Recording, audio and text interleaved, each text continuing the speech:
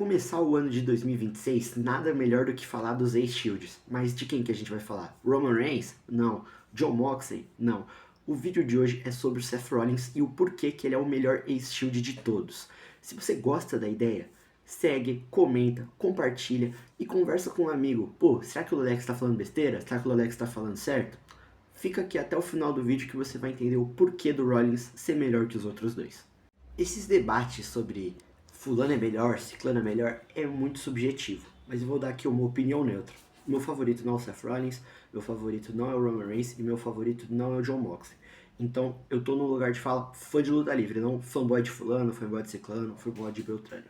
Para começar, eu gostaria de dizer, até o ano de 2019 era nítido, o Rollins era melhor que ambos, o Roman Reigns era odiado pelo público e o Dean Ambrose tinha falhado em ser o cara quando a oportunidade chegou para ele. Só que de 2019 para frente, o Roman Reigns vira o Tribal Chief e o Jon Moxley vira o cara da AEW. Então começa assim, pô, o Rollins não tá mais tão na frente. Mas será que ele ainda tá na frente? Para muitos, não, já passaram. Para outros, sim, o Rollins ainda tá na frente. E começa tudo com aquele ponto. Ah, o Rollins nunca foi líder de um grupo decente. O Jon Moxley foi líder da Blackpool Combat Club, vem liderando os Death Riders e fez o ano de 2025, um ano invejável. Eu acho que muito difícil superar isso, mas por que o Rollins ainda tá na frente desses caras? Se você para pra pensar, eles tiveram os grupos e lideraram. Roman Reigns teve o grupo dele sobre família. Quem não sabe trabalhar com a sua própria família? Quem não tem química com a própria família? Você precisa estar ali, ele tinha que dar certo. E ele tava com o Paul Heyman, ele tava com o Jey Uso, ele tava com o Jimmy Uso, ele tava com o Sami Zayn, que é um gênio, ele tava com o Solo Sikoa. Se ele desse errado naquele bolo, ele era o problema, não eram os outros. O Mox, ele foi pra EW e ele parou de, preciso fazer isso para agradar os outros. Não, o Moxley tá na maior zona de conforto que qualquer wrestler poderia estar na vida. Ele faz o que ele quer, com os nomes que ele escolhe, do jeito que ele acha melhor. O Moxley, ele tá num ciclo que ele não precisa mais ser um personagem de fato. Ele atua na zona de conforto dele, uma zona de conforto que nunca existiu pro Seth Rollins. A última vez que o Seth Rollins agiu de forma confortável foi quando ele tornou o heel e era aquela stable do Messiah. Só que por causa da pandemia, lesão do AOP, aí já descarta dois. O Austin Theory também teve um problema com o speaking out, aí saiu. E deixaram só o Rollins e o Murphy na stable. E isso matou completamente o propósito da stable, que era fazer o culto, o Seth Rollins, o heel, não sei o que. Tudo bem que, a princípio, a visão do Vince McMahon era fazer aquela stable do Rollins só para elevar o Kevin Owens. Ou seja, mais uma vez onde o grande momento do Seth Rollins não é pro Seth Rollins, é para outras pessoas. Algo que tá muito fresco na nossa mente. A Division, Logan Paul, Austin Theory agora, Paul Heyman, Bron Breakker e Bronson Reed. Quando você cria a Division, falam, não, todo mundo vai ter sua stable no mesmo período. O Rollins vai ter a dele, o Roman Reigns vai ter a dele, e o Moxley vai ter a dele. Só que não, a stable não é do Rollins. A stable é do Paul Heyman e colocaram o Rollins nela. E esse é um dos maiores defeitos da Division. Porque muitas pessoas veem, não, porque é o momento do Rollins, o Rollins é o cara, mas infelizmente ele não é a coisa mais interessante. E não é por culpa do Rollins que ele não é o mais interessante da stable. Ele tá com o Paul Heyman, que é um gênio, o Bron Breakker, que é um dos maiores prodígios da luta livre da atualidade, e o Bronson Reed, que tá pedindo pela oportunidade dele há muito tempo. São três caras individuais que precisam do destaque. Então o destaque não fica só no Rollins. E isso é muito legal, porque as pessoas falam, não, porque o Rollins é a pior parte da Division, porque o Rollins não consegue entreter o público, porque não sei o que. O Rollins é tão bom, mas tão bom no que ele faz, que ele consegue, mesmo sendo o líder da stable, ele consegue deixar os outros brilharem tanto. Porque não é algo que você vê nos Death Riders. Nos Death Riders, claramente, o Moxley é o líder e os outros brilham o que eles podem brilhar abaixo do Moxley. Na Bloodline, o Roman Reigns é o líder, ele brilha, mas os outros brilham prateleiras abaixo. Na Division, não existe o Rollins brilha aqui e os outros brilham aqui. É ou assim ou assim. Porque o Rollins consegue trabalhar desse jeito. O Rollins, ele é um cara que ele vem sendo sacrificado pela WWE há pelo menos uns 6 anos.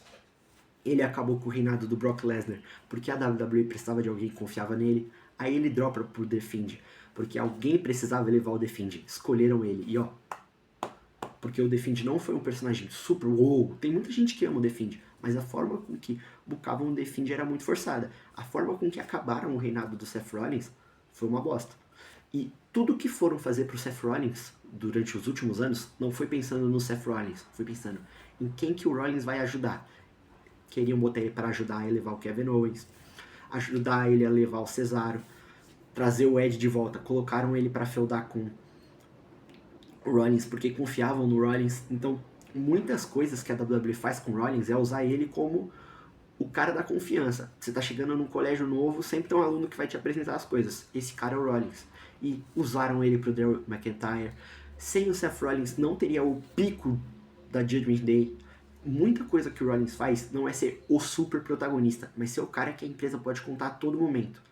Eu queria muito ver o Rollins numa função diferente, numa função da liberdade que o Jon Moxley tem, ou no conforto que o Roman Reigns tem, porque é uma coisa que falta muito.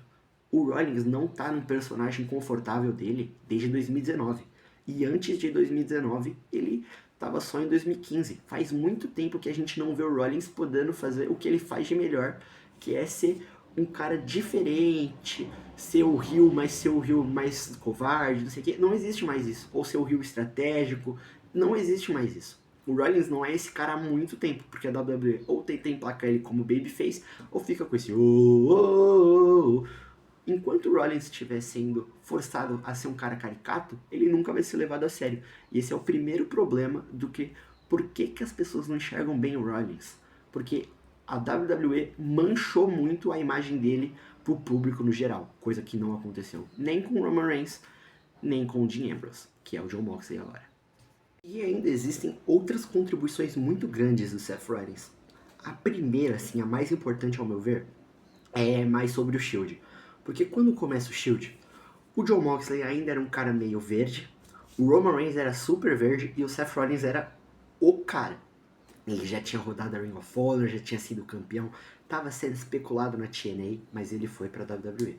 E quando ele foi pra WWE, ele foi pra ser o primeiro cara do NXT no formato que a gente tem hoje. Porque antes, não sei se vocês sabem, o NXT era um reality show. Não era nesse formato luta, história, não.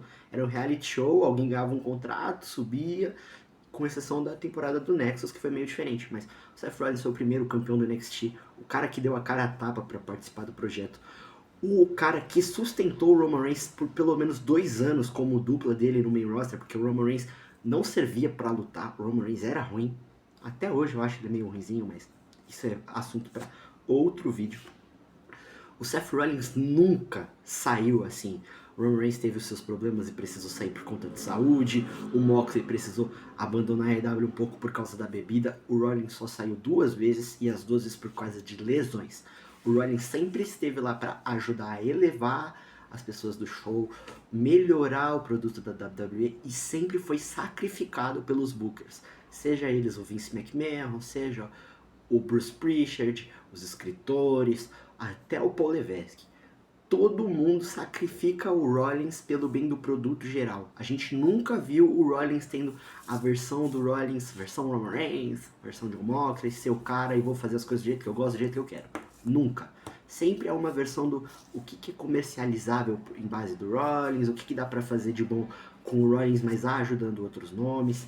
E isso é um ponto forte do Rollins, mas que prejudica muito ele na visão. Pô, como que esse cara que você só fala essas coisas é o melhor do Shield? Então vamos voltar um pouquinho no tempo. O melhor personagem dos anos 2010 até o começo de 2020 é o Seth Rollins. O período que ele tá lá com a autoridade, que ele ganha o Money in the Bank, que ele trai a galera.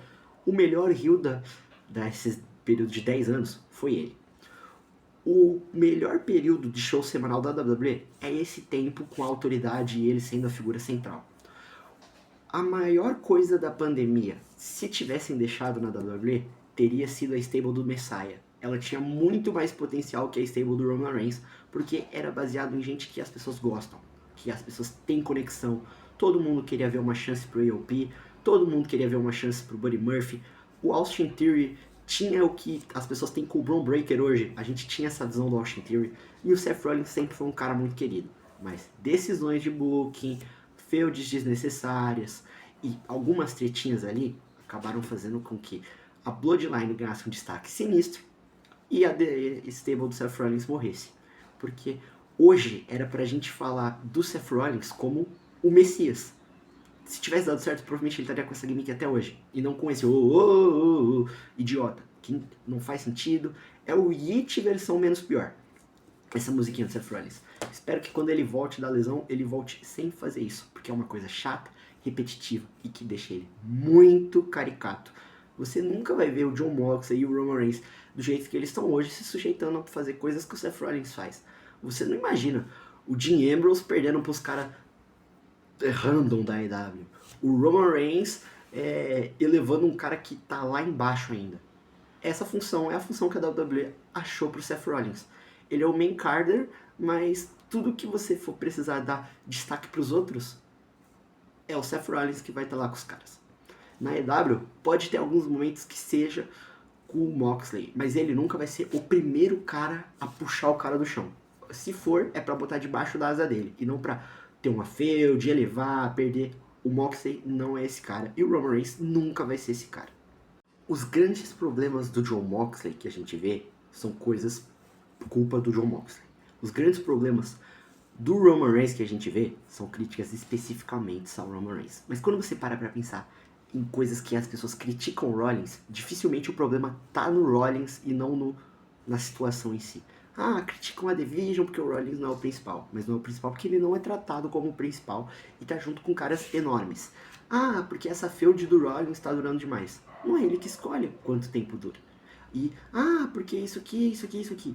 Quase nunca as críticas sobre o Seth Rollins são realmente sobre o Seth Rollins. É tipo, sobre a situação que o Seth Rollins tá, essa feud tá muito longa, esse personagem não tá bom, coisas que não são o cara que escolhe. Se ele não tá na zona de conforto dele, no método que ele gosta de trabalhar e tudo mais, ele é uma estrela, ele não é um mid-carderzinho. A WWE tinha que dar mais chance pra ele ser a melhor versão dele do que essa versãozinha, ajuda fulano aqui, melhor aqui. Porque o Rollins, o problema do Rollins nunca foi ringue, nunca foi microfone, nunca foi ser a estrela. Isso ele tem tudo. Ninguém vai falar, o Rollins luta mal, o Rollins proma mal, o Rollins não sei o que mal. Isso não existe. Existe o problema de ambiente. Na minha visão, o Seth Rollins ele tinha que agora não faz mais diferença pra ele. Ele já ganhou o dinheiro dele, ele já é uma lenda na WWE, ele trabalha tudo direitinho, tem a estabilidade. Mas se ele tivesse num lugar diferente, não digo, se ele tivesse fazendo o ano do Jon Moxley, as deathmatches do Jon Moxley, não, porque isso não é o estilo do Rollins. Porque se ele estivesse fazendo o cinema do Roman Reigns, não, esse não é o estilo do Rollins. O Rollins tinha que voltar a ser ele mesmo, seja ou na WWE, seja numa TNA da vida, no Japão, em algum lugar. Ele precisaria voltar a ter o personagem dele, ser o cara que pensa, que luta, que fala, que é arrogante, que é covarde quando precisa, coisa que não acontece há muito tempo. O Seth Rollins pode não ser o melhor membro da SHIELD, mas é fato que ele é o mais mal utilizado, não é bem aproveitado e já passou do tempo em que ele estava nos contextos certos. Enquanto o Roman Reigns e o Jon Moxley sempre estão nos contextos certos, o Seth Rollins parece que sempre está no errado, sempre está numa decisão duvidosa da empresa, sempre está no jeito de arriscar, ele nunca está sendo utilizado da forma correta. Então, ele, finalizando, não é o melhor, mas deveria ser o melhor se tivesse sido bem tratado igual aos outros. Se você quer saber um pouquinho mais em quem eu realmente acho que é o melhor membro do SHIELD, é só você acompanhar aqui na Lolex Division, porque em breve teremos o próximo vídeo. Porque o Roman Reigns é o melhor membro do SHIELD. Será que ele é? Será que ele não é? Você vai ter que assistir o vídeo todo para saber se o veredito é que ele é o melhor membro do SHIELD ou que ele não é. Se fosse para eu terminar o vídeo hoje e dar uma posição pro Seth Rollins, o top 3, se temos Roman Reigns, Seth Rollins e Dean Ambrose, Jon Moxley, Seth Rollins e Dean Ambrose, a posição do Seth Rollins hoje é o segundo lugar. Ele é o segundo melhor membro do Shield, atrás ou do Dean Ambrose ou do Roman Reigns. Você quer saber quem tá na frente dele? Você vai ter que esperar o próximo vídeo. Um beijo, bom começo de ano e é nóis!